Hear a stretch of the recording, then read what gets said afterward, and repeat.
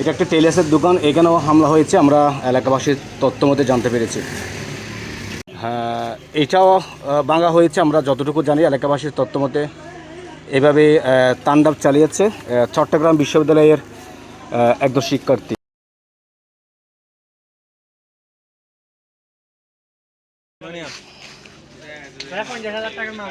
এই দোকান থেকে যারা এখানে স্থানীয় রয়েছেন এবং দোকানের যারা কর্তৃপক্ষ রয়েছেন তাদের বরাদ দিয়ে আমরা যে বিষয়টি জানতে পারলাম সেটা হচ্ছে প্রায় লক্ষাধিক টাকার এখানে মালামাল লুট হয়েছে বলে আমরা এলাকাবাসীর তথ্য মধ্যে জানতে পেরেছি।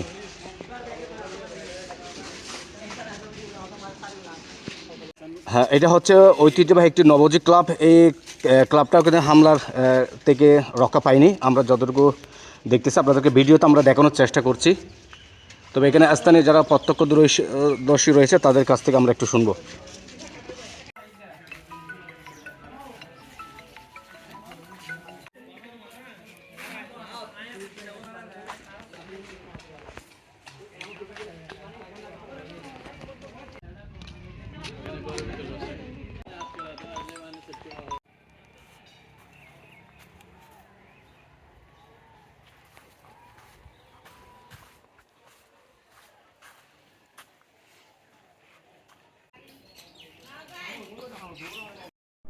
জুবরা বাদশামিয়ার দোকান এলাকায় একটি ঘরের আয়না এভাবেই ভেঙেছে গভীর রাতে, যা প্রত্যক্ষদর্শীরা জানিয়েছেন।